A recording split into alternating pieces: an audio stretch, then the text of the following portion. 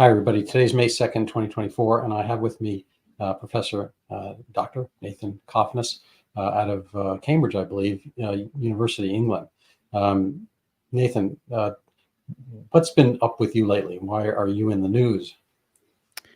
Well, I can't comment specifically on all aspects of the news, but there's some, speaking abstractly, there's some controversy concerning my views on of hereditarianism about race differences.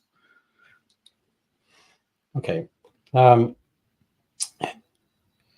You're at Cambridge. Are you teaching now? Now, at this time, I'm not teaching. I have a research position at Cambridge. So, and you're the Leverhulme Professor of Philosophy? Leverhulme Early Career Fellow. They have funny pronunciations in the UK. So. Fair enough. Or they might think we have funny pronunciations. No, they know it's funny, but they stick to it anyway. And who is that Leverhulme? I believe he was a soap magnate, and he founded a charity which now funds academic research in the UK called the Leverhulme Trust. Now, can you kind of give the broad strokes of the controversy at Cambridge over your position and or that professorship? So it's a 3-year fellowship. I started a year and a half ago. So it's to work on a specific project, which is on the evolution of morality, not related to anything, any of the political controversies that you referred to. So that's what I'm here to do. Then on the side, I write some papers on other topics. I write on Substack, Nathan Cofnas's newsletter, which, but those are not related to the work that I'm employed to do. The main thing that I'm doing at Cambridge. Okay, I looked you up on Google Scholar. I can maybe put it up for people. Can you tell us some of your work over, what's been your academic work over the last 4 or 5 years? So my background is in the philosophy of biology and ethics. So I'm interested in the relevance of evolution, evolutionary theory for different areas of science and philosophy. In science, I'm interested in how evolution explains morality, nutrition, how it can shed light on nutrition science, and in philosophy, I'm interested in the implications of the fact that morality is the product of evolution. What does that mean for the nature of morality and moral obligation? So I've been writing about a range of topics connected with these issues for the last several years. I graduated from Oxford in 2021. Then I came here to Cambridge. So tell us what have you discovered? What's your basic thesis, or what you propound or propose along those lines? I mean, you're saying this is kind of morality comes up. Is it within groups or within the species as a whole? Are we unique in having a moral code, or are there other animals that have one? Are we able to discern it? How do we discern our own? So morality is this the alleged fact that you ought to do something or you ought not to do something. So what is the nature of this oughtness? Is it an objective feature of the world? Like, let's say 2 + 2 = 4. There was, in fact, some controversy about whether 2 + 2 = 4 on Twitter a couple of years ago. I don't know if you follow that. There was some people were insisting that it can actually equal 5. But leaving that aside, most people would agree that 2 + 2 = 4. Now, why does it equal 4? It's just a fact about logic. It's the nature of logic that the way these concepts relate to each other. If you add 2, then you get 4. Now, is morality the same thing? Is there a if I borrow $100 and the time comes to pay the $100 back, and I have the money and there's no special circumstances, is it a truth of the logic of behavior that I ought to return the $100 in the same way as 2 + 2 = 4? Or you could say maybe in some way it's an empirical truth, like the sun is whatever it is, 93 million miles away from Earth, on average. So that's also true, maybe in a different way from 2 + 2 = 4. It's a contingent fact about the world. So could morality be true in that way? Or is morality just a figment of our imagination, just a biological function that serves some adaptive purpose to make judgments about what I think you ought to do, what I think you ought not to do? But there's no independent reality. It's just our feelings and our conventions. And if we decided we no longer care about morality, then the whole thing would just disappear in a puff of smoke. Now, well, how would you decide among these various options? And you might argue the fact that we have moral intuitions gives us some prima facie justification for believing that we have that moral obligation is real. So we have an intuition that it's wrong to shoot random people for fun. So when I think about that, shooting random people for fun, how do I evaluate that? I think, well, it's wrong. I experience the wrongness of that action. So you could say just the fact that I have that experience gives me some justification for believing that it really is as I perceive it to be.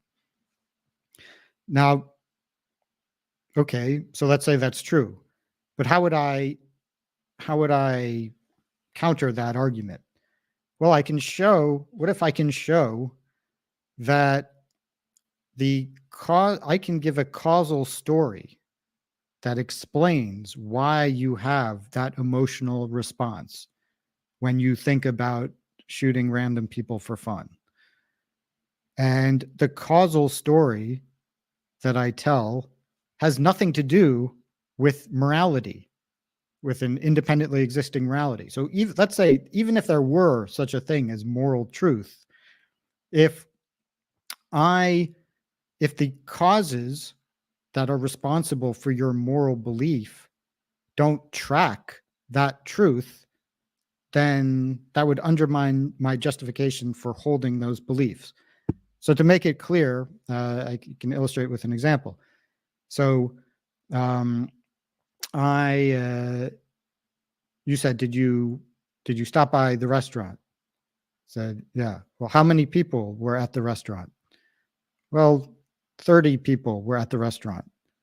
And I say, well, how did you determine that there were 30 people at the restaurant? When you stopped by, did you look in the restaurant and did you count? No. Did you ask somebody who was in a position to tell you the number? No, I didn't do that. Well, what did you do? Well, I had a bucket with 100 balls on it and labeled 1 to 100. And I selected one randomly and it came up 30. And then based on that, I formed the belief that there are 30 people in the restaurant. We say, well, maybe that is how you form beliefs because you're confused about something. But what ball you randomly select from the bucket has nothing to do with how many people are actually in the restaurant. So the way that you formed your belief was wrong. It doesn't track the truth about the relevant facts. So in the same way, so that would be a debunking argument. So you're saying my belief was formed in the wrong way. It doesn't correspond to an independently existing reality. Therefore, we should reject it. So we do the same kind of thing for morality. I show that your intuitions about morality are the product of, say, natural selection or certain sociological forces, none of which have anything to do with morality. Evolution just selects for inclusive fitness. So, the big fish eats the little fish, eats the smaller fish. It doesn't care about justice or what you ought to do. It just selects for whatever causes your genes to spread. So if your moral intuitions are also caused by natural selection, which is only concerned about spreading your genes, there's no reason to think that those intuitions represent the truth or mind-independent truth. And so my view is that when we do give a scientifically accurate account of where our moral beliefs come from, those explanations are debunking for our moral beliefs. They show there's no reason for us to take morality seriously as being objectively true.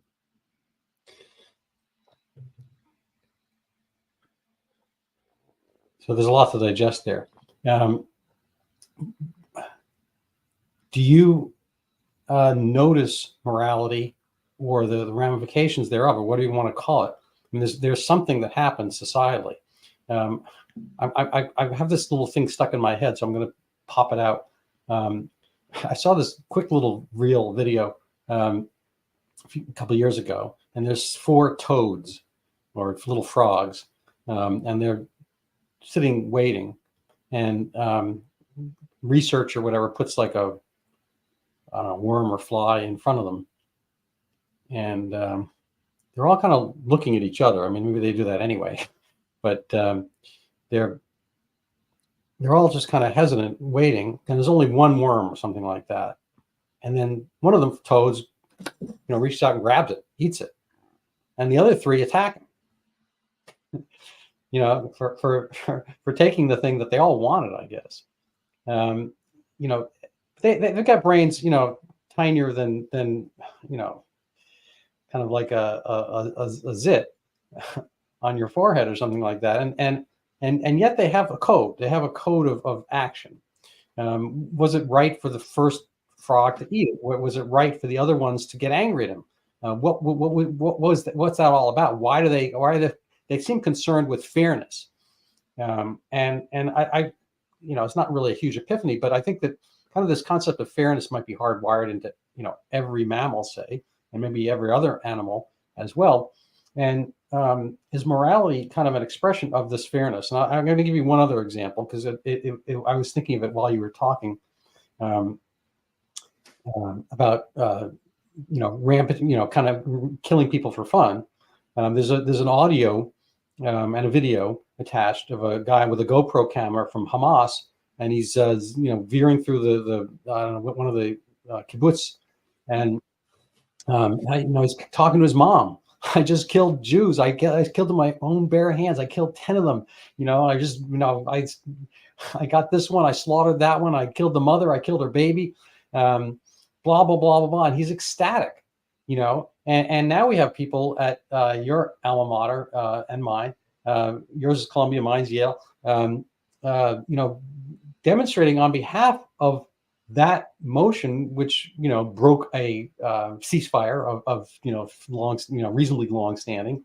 And is he right? Was he okay to do that? Is there morality there? Is it only self-referential from the group you happen to be in, whether it's one group of toads or another, or people? So to answer the second point first, so if you would ask that Hamas terrorist why he's killing people, he wouldn't say it's for fun. He's not killing people for fun. He would. But he was ecstatic. He was ecstatic. So he was having fun, but that wasn't the reason. So he was doing it for the sake of the war against the people that they regard as their their enemies, their oppressors, the enemies of their religion, and so on. So he has fun while he's doing it, but that's not, he wouldn't say, I'm doing it in order to have fun. Now, now there are people who have deviant, in the sense of statistically unusual moral intuitions. So there might be somebody who says, yeah, well, I kill people for fun and I see nothing wrong with that. So I'm speaking in general. People who believe in moral realism, though, there would be a near consensus on the idea that it's wrong to kill random people for fun. I think I did say the qualification random, so kill random people for fun.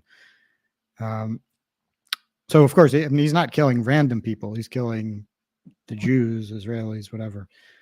But the fact that somebody could have deviant moral intuitions, whether this is a case of that or not, would support my view, because it's just, there's no truth of the matter. It's just based on people's biological constitution and their socialization. They have different moral intuitions. So why should we put any stock in our moral intuitions? It's the product of our nature and our socialization. Regarding the frog video, which I've also seen, which is very funny, but I think it's easy to anthropomorphize animals when they, we kind of assume that they're reacting for the reasons. When they do something that looks similar somehow to how we might react, we impose a story based on our own psychology onto the animals. So it looks like the frog that got the insect first. It looks like he's blamed by the others when they kind of look at him after he's eaten it, and so we think, well, maybe these are an expression of moral intuitions about justice. But there's no evidence that any non-human animal has any sense of justice under carefully designed experiments. You get them, they respond to a stimulus. So the bug was there, the bug was gone, so it just kind of looks around. Frogs don't divide things, they don't cooperate, they don't share 50-50. They follow very simple instincts that are largely understood by those who study these things, and there's no basis even in close relatives for attributing a moral sense to them. I mean, there's a very famous video of I believe capuchin monkeys where the researchers are exchanging food for tokens. So they give the monkey a token, it gives the token to the researcher, and the researcher gives it some food. So the reward. There's a very well-known video, I think it was Franz de Waal's experiment, where they have two monkeys side by side, and one monkey gives his token, and they give him a grape. In exchange for the token, they give the first monkey a grape, which the monkey likes a lot because it's sweet. It's like candy for them. Then they do it to the second monkey, and they give him a cucumber. Now, a cucumber is better than nothing, but compared to a grape, and it's not good at all. So the second monkey hurls the cucumber in the researcher's face and starts pounding at the bars of the cage and screaming. And so the interpretation was that normally the monkey would be satisfied with the cucumber, but I saw the other monkey get a grape, and so now it's not fair. So because I think it's not fair, I'm going to throw a fit. That was the interpretation. But what people leave out is that if there's no first monkey at all, and there's just a plate of grapes within view of the monkey, it has exactly the same reaction. It's not that the other monkey got a grape and I only got a cucumber. It's that I see grapes and you're giving me the inferior cucumber. So all of these alleged demonstrations of moral intuitions in non-human animals end up being deflated in this way. And there's no real, among animals, they cooperate when they follow their instincts, like, bees and ants and wolves cooperate in some sense, but there's no evidence that any animals achieve a shared goal by coordinating and playing different parts in a plan to achieve the goal, so that I am aware that I'm playing role A and you're playing role B, and then we can switch the roles and then change our behavior in such a way as to advance the collective goal. Non-human animals don't do that. There isn't any example of that. That's why we see so few, major apes in the NFL. Right. Theoretically, they would be very good in the NFL if only they had just a human brain. Physically, I mean, I think, certain athletes, these things get all, barely you can use terms like this, but, the major apes have a physique that is enviable, to do certain types of goals. I mean, I've got, who knows how far they could throw it if they could be trained. I mean, their arms, an orangutan is really, I think they have long arms for their torso. And I think, certain sports that's kind of a measurement. In the NBA, they're always talking about, their wingspan and so forth. So theoretically, but again, they don't have the human brain. They don't, they're not trainable to that. But I'm on the other hand, nobody's done the experiment, I imagine. I'm not. I think humans actually do have a special advantage when it comes to throwing. So we've been specifically selected. I'm not an expert in the physiology, but I believe that might be like a specialty of humans. But in terms of just grabbing somebody and, throwing him down, obviously a chimp or a gorilla is unstoppable compared to a human, especially. But you can't teach them to be on a team.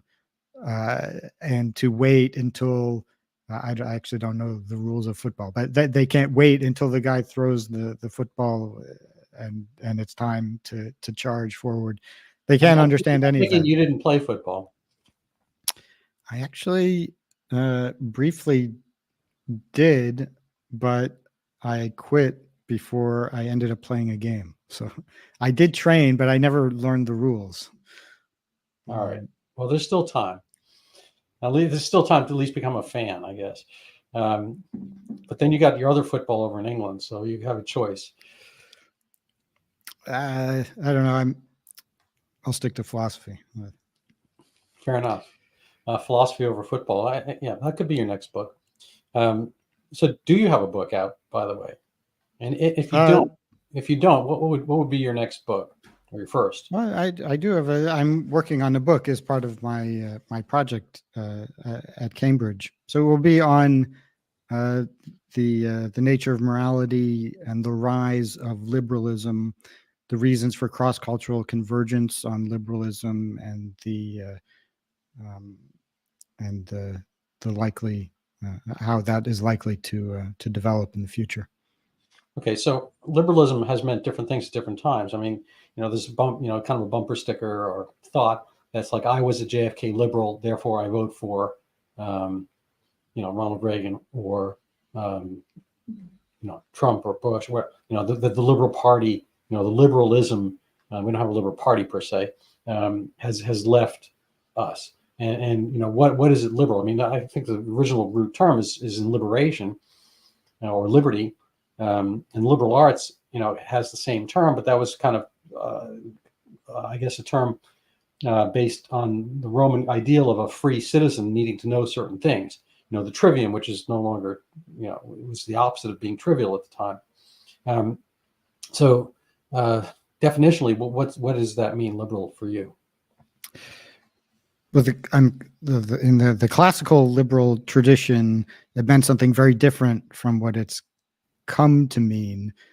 So I refer to left liberalism, which is I'm rooted in certain liberal values, which have been distorted in a certain way. So originally, liberalism was supposed to be basically leaving people alone as long as they're not hurting anybody. So that meant free markets were liberals advocated for free markets and individual freedom. Now, left liberalism seeks to achieve, some of the original goals of liberals, but by more coercive means or through interventions, which would not have been accepted by somebody like John Stuart Mill. So now the left liberals, which probably shouldn't be called, right? It may not be really correct to call them liberals at all, but they now are moving towards censorship, intensive intervention, bordering on socialism, intervention in the economy. But basic liberal values like freedom of sexual freedom, freedom of speech, although now this has more and more limits, have been widely accepted across many societies. Liberal values like opposition to war, opposition to torture. The world has generally been liberalizing on these issues. Women's rights, extending the vote to larger and larger classes of people.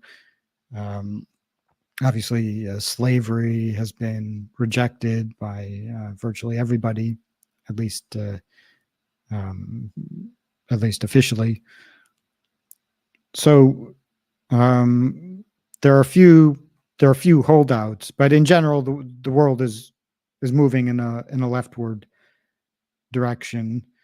And so the question is, what has been driving this, and does it go on forever? Like, as Fukuyama says, is this the end of history, where liberal democracy is just the most stable form of government, which balances various interests and needs for economic growth and freedom, security, and so on. So there's not going to be any serious challenger to the neoliberal world order in the foreseeable future, or are we going to?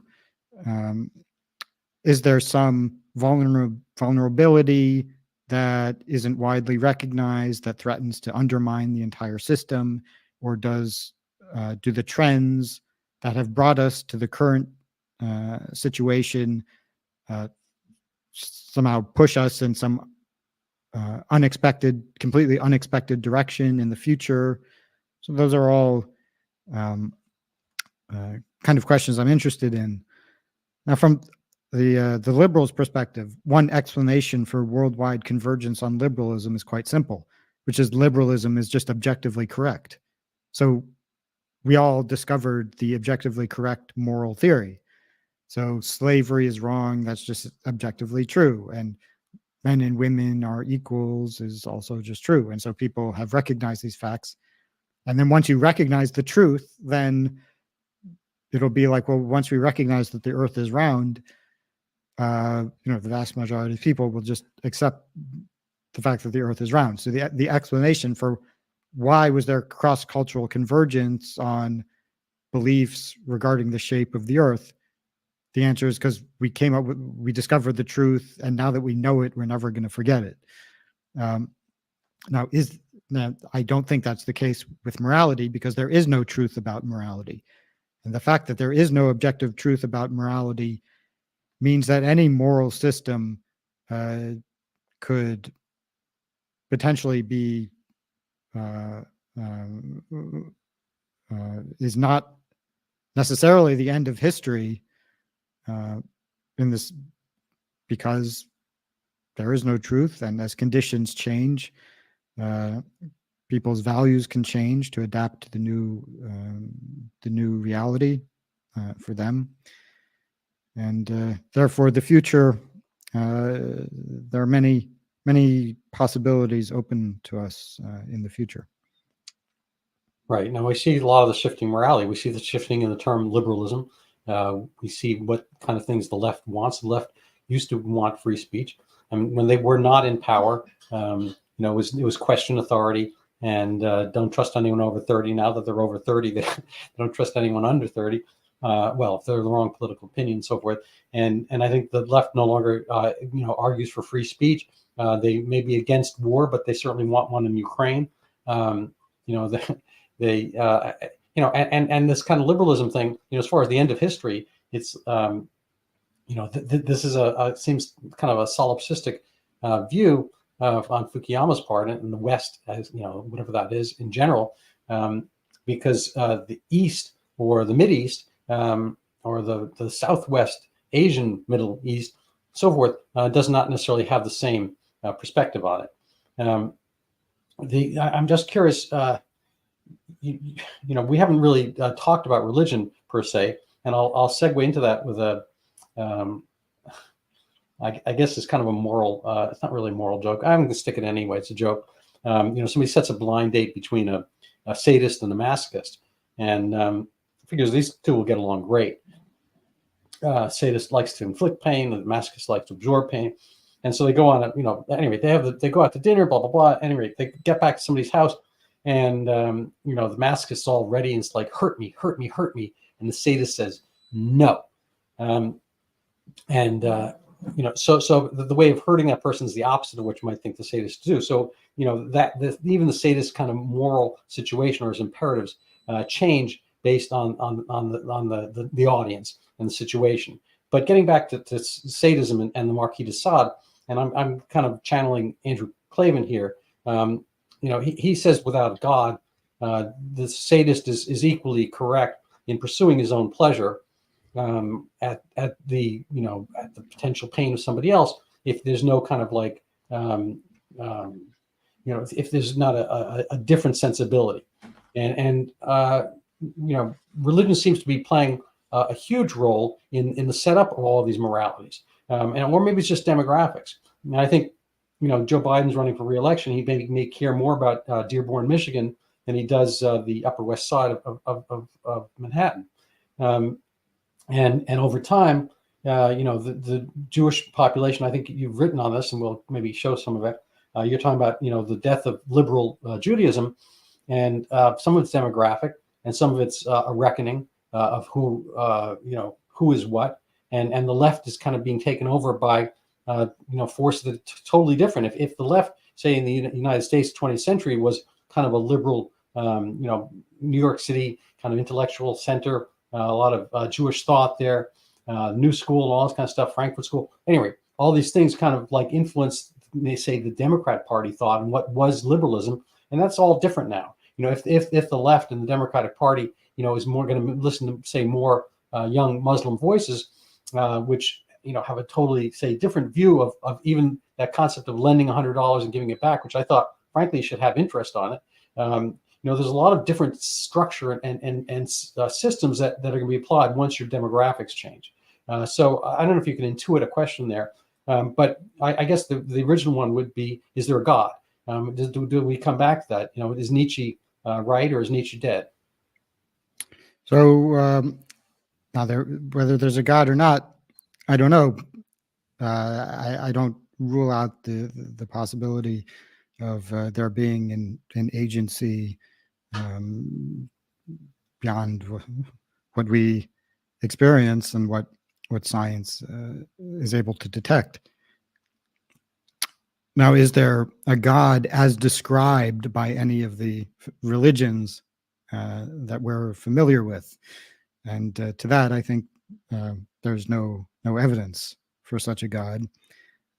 No evidence that there's a God that cares about morality, or if it does, that it's communicated its views about morality to us.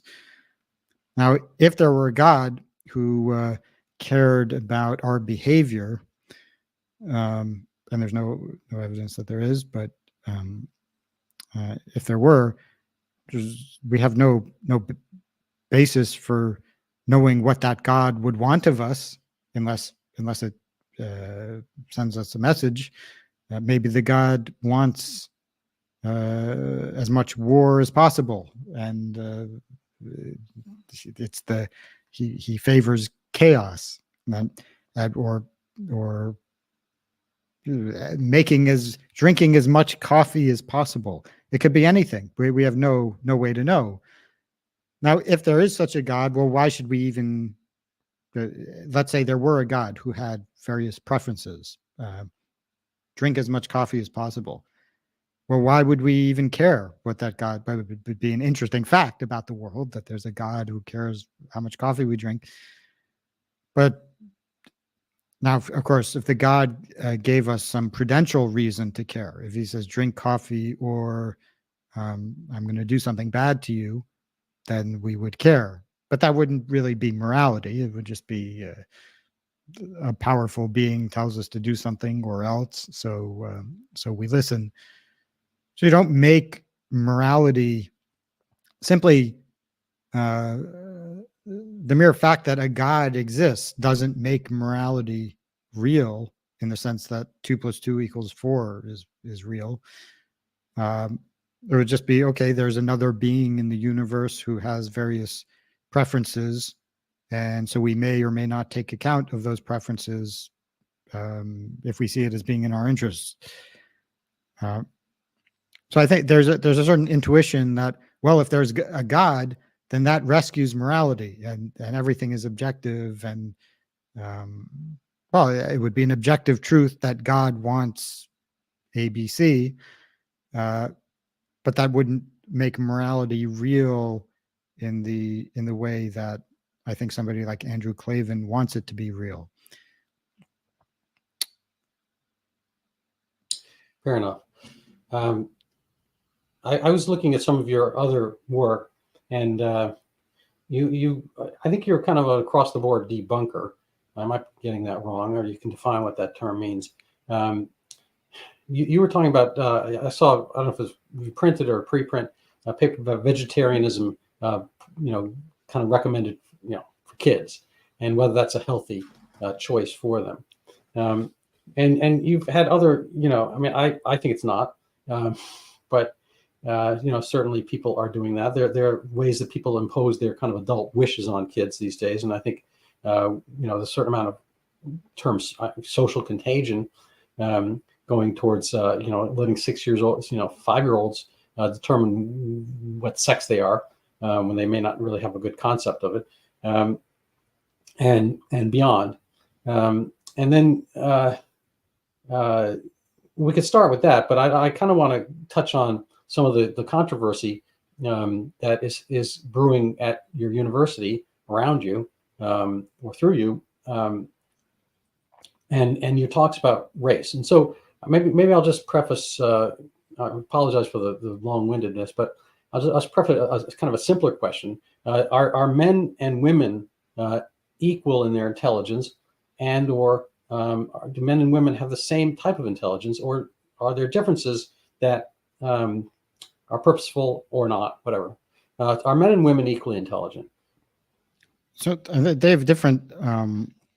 Intelligence isn't purely one-dimensional, and so IQ purports to measure a the G factor, a single the underlying factor of intelligence, which is called general intelligence, which explains differences in scores among individuals, or the pattern of differences in scores among individuals. But somebody can be better at rotating shapes, better at doing analogies, better at manipulating symbols or completing patterns. People have different strengths and weaknesses. Men and women, on average, there's a huge amount of overlap, obviously, between men and women on all these traits.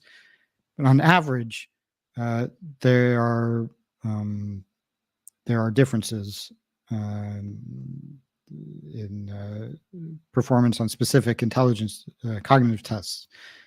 And when they designed IQ tests, they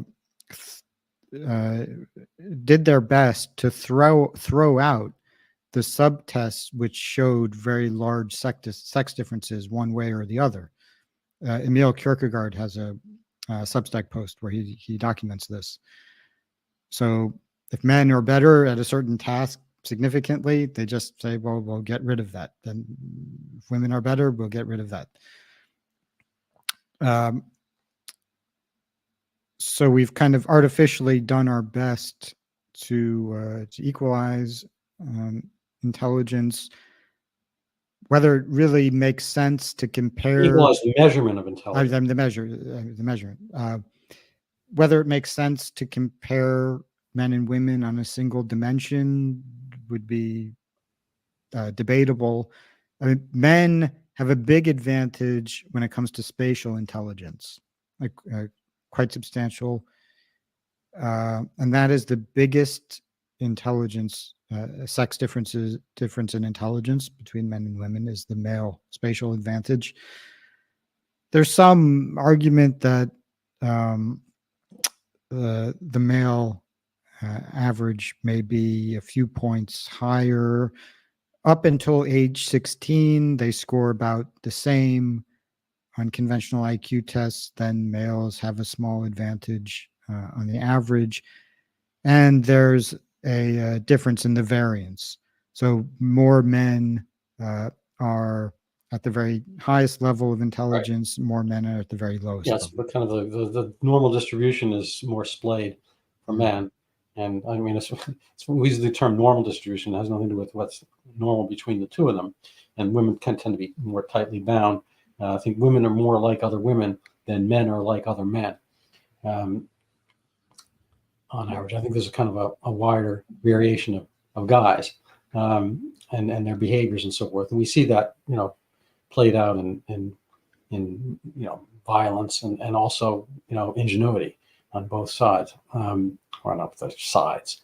Anyway, so are there differences? You're kind of controversial these days. Can you talk about some of the controversy, what people find controversial, and how you'd answer them? And I kind of on a meta level, I was watching your Twitter feed interview with I can't say LBC or something like that in the UK, where the attacker, the interviewer, was attacking you for hurting somebody else's feelings.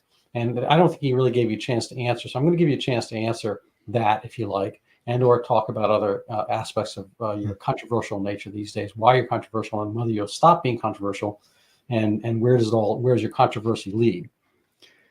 So speaking abstractly and without commenting on the specific case, so the goal of philosophy from the beginning was to question convention and orthodoxy, received wisdom, to determine if there are, to draw out contradictions, hidden assumptions. And the response to this activity was, again, from the beginning, not always very, very favorable. We know what happened to Socrates and to other philosophers at that time and throughout history. their critique of the orthodoxy of their day, which has always been different. At every time there's an orthodoxy, there's a political correctness. In ancient Athens, it was very different from what it was in the Middle Ages and what it was in Darwin's time, 70 years ago, 50 years ago, even 15 years ago. We had a completely different set of taboos and norms before the Great Awakening, which was like 2012. They're completely different set of sensitivities and what was considered inflammatory. And in the last several years, really since 2012, last 12 years, there's this new orthodoxy has formed in academia with very little tolerance of somebody who asks questions about it, particularly in such a frank way, and just as perhaps I did.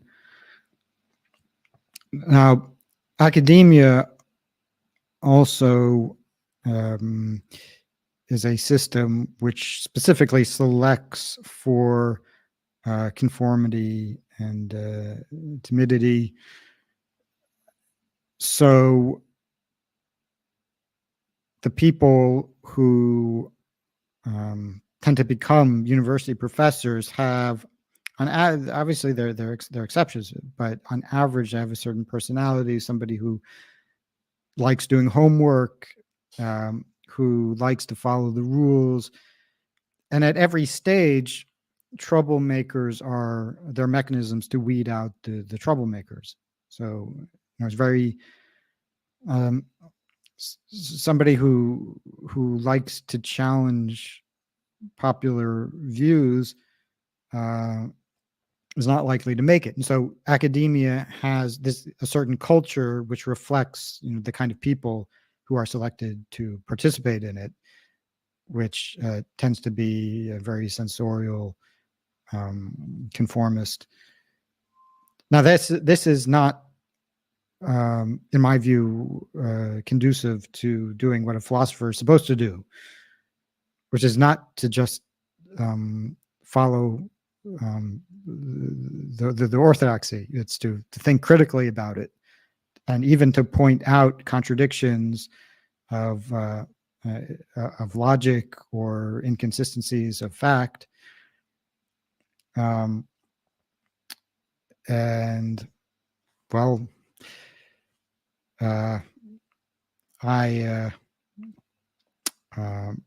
yes, I've run up against the orthodoxy, and we see what happens. So what was the they concede clouds for rain now. So there's a cloud there. So let's assume there was a cloud, and then somebody pops some granular salt that seeds the cloud and starts the rain. So what was that actual action that caused your storm?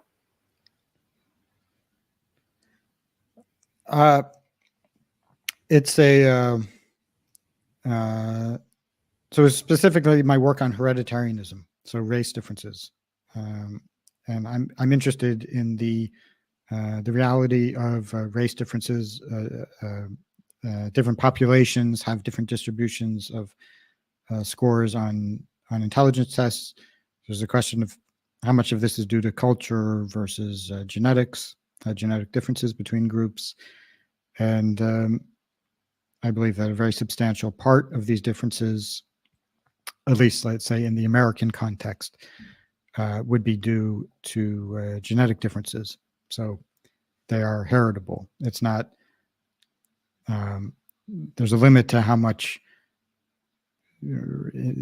schools investing more in education or programs to boost self-esteem.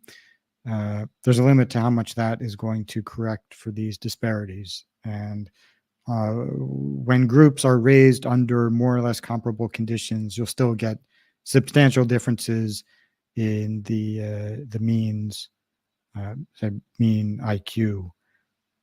So let me ask you. I thought about some aspects of this over time. I mean, perhaps unlike you, I'm a fan of American football, and I follow basketball as well, and I notice there's a paucity of pallor. The American population, I'm not sure what the number is right now, but at the time I was growing up, say it's like 11-12% African American, Black, and that's highly magnified as a percentage in the NFL and or basketball and so forth. Now it wasn't always like that. I mean, back in the 50s, I think both leagues, for various racial, other social reasons, but in the end, basketball is kind of a lot of New York City kids, and that wasn't really the same population. There were a lot of Jews, for instance, in the NBA early on. Red Holtzman and Red Auerbach and so forth from that tradition. Not both of them played, but anyway, it was a different league back then. Now I think there's one Israeli in the NBA entire. So the demographics changed in the cohort of players playing. I don't think massively changed in the population. So this posited that blacks are better athletically. And why not? Because they had, and people attributed, all the kind of different circumstances of their having, been in Africa and or selection by slavery for certain physical characteristics, blah, blah, blah. I'm just going to give one quick anecdote. I apologize. But this is like a decade ago, maybe more. I was at a party and happened to be, I think, a Saturday or Sunday maybe, and it was a football game on. And I happened to be speaking with a law professor I'd never met before. I wasn't aware he was a law professor.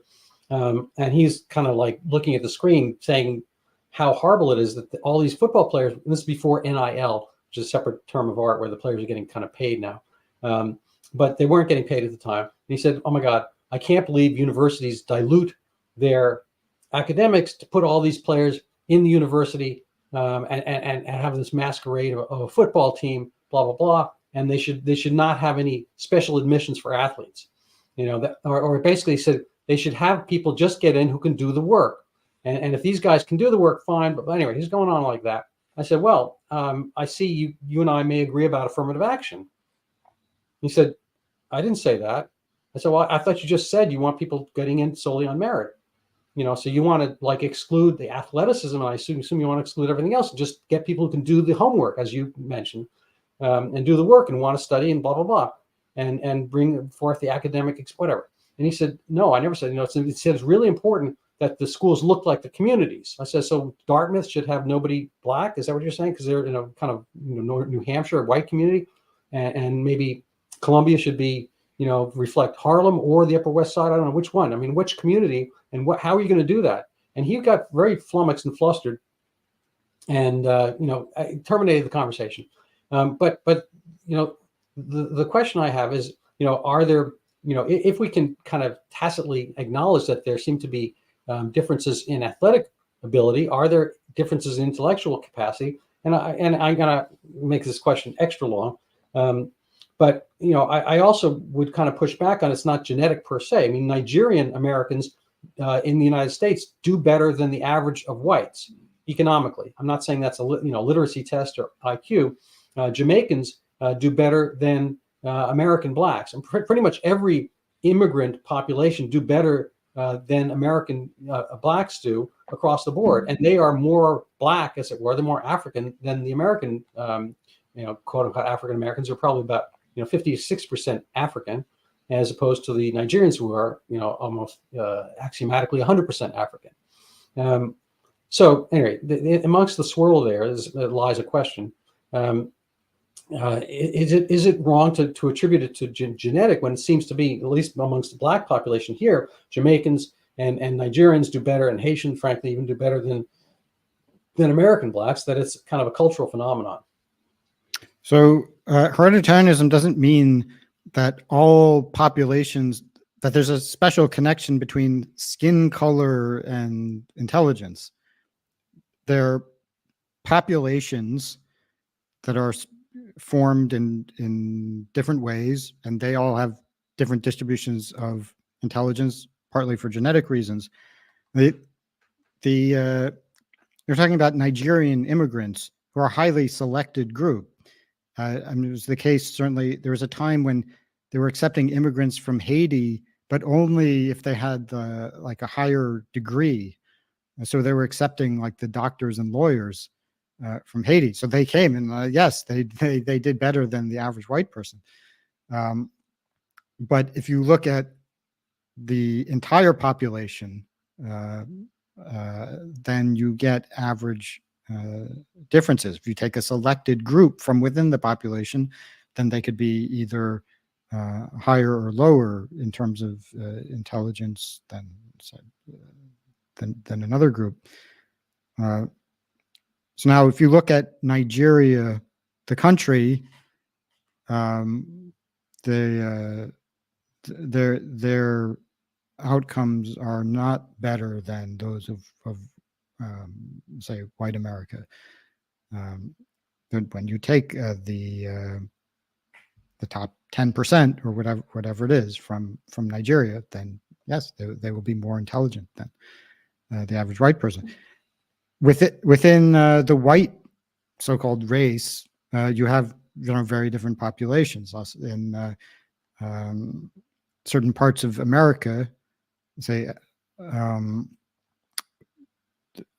you have areas that are populated by white people but have very low educational attainment, very low socioeconomic success, and it's very likely that, I mean, there may be some cultural factors involved, but it's probably not all cultural.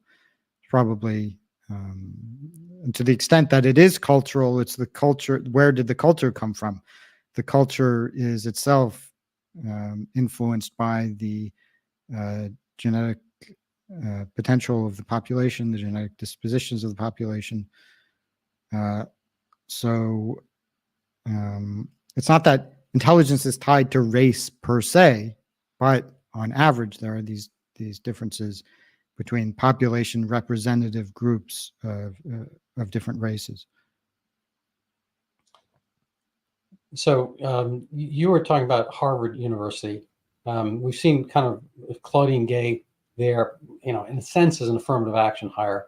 We're rounding out the hour, and I want to give a chance to people to see your Substack and your Twitter and whatnot. But maybe you can talk, a tiny bit on that, and then kind of close things out for us. What are your views, and where do things stand for you going forward in the realm of philosophy? You're going to open a philosophy store yourself, and independent philosophy department, or where does a philosopher go if he's not on a university, say? So regarding Claudine Gay, I mean, there's obviously a case of affirmative action. Harvard is they have practiced a very extreme level of affirmative action.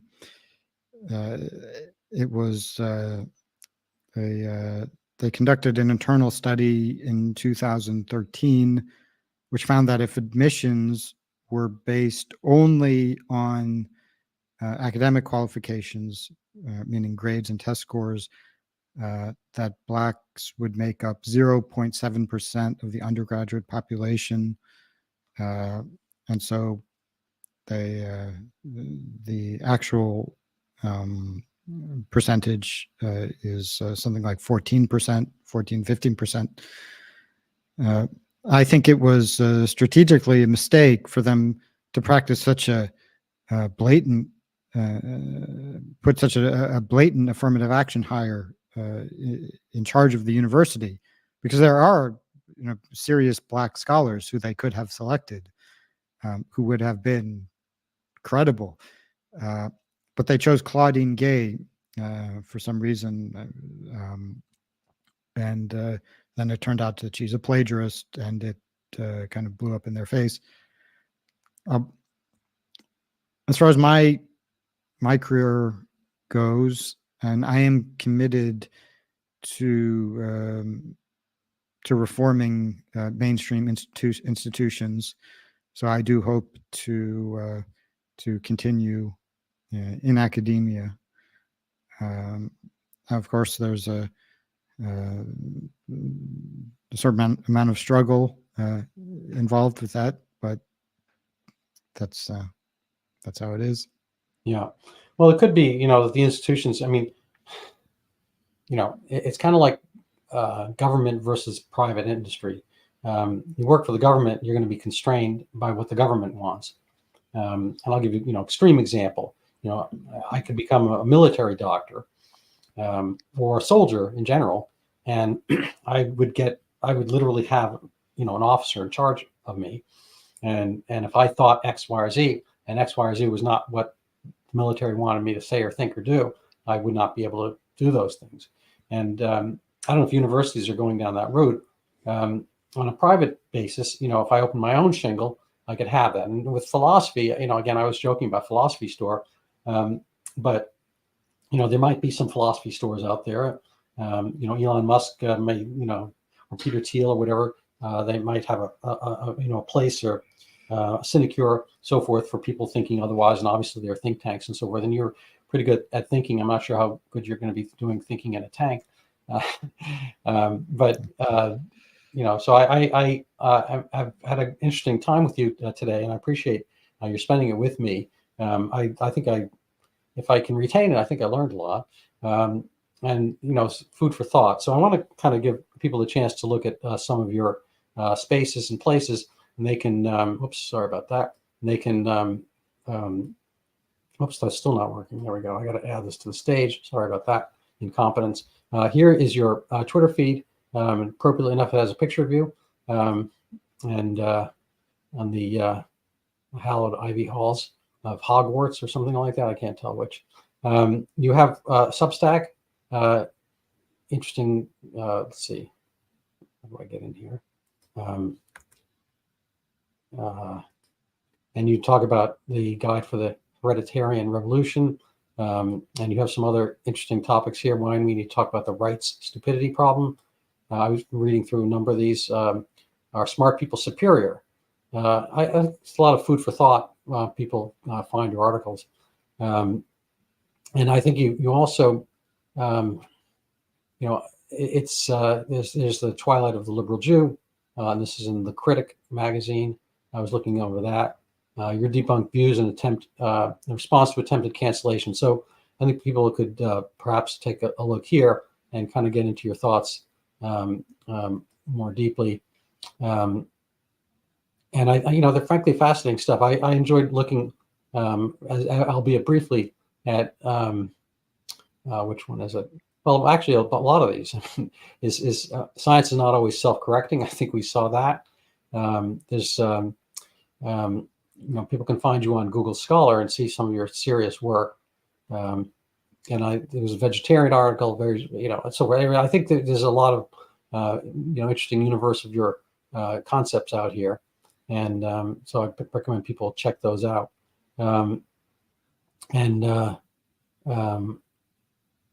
Just as a final note here, if people want to help support my video cast, they can go buy my book. Even better if they read it. It's called Overturning Zika: The Pandemic That Never Was. I'm actually also working on an article right now on the opioid crisis, and it's about 30 pages here. Methadone maintenance ignited America's opioid crisis. So I hope to have that out soon in Brownstone. People can take a look at that. I think people, there's a lot of ideas out there to be debunked. So I appreciate people, who go out there, devil may care if there's a devil, and do their actions and see where the threads may lie. So I have some sympathy with that. Anyway, any last words? No, thank you very much. It was very good to talk to you. All right, appreciate that. All right, so thank you very much.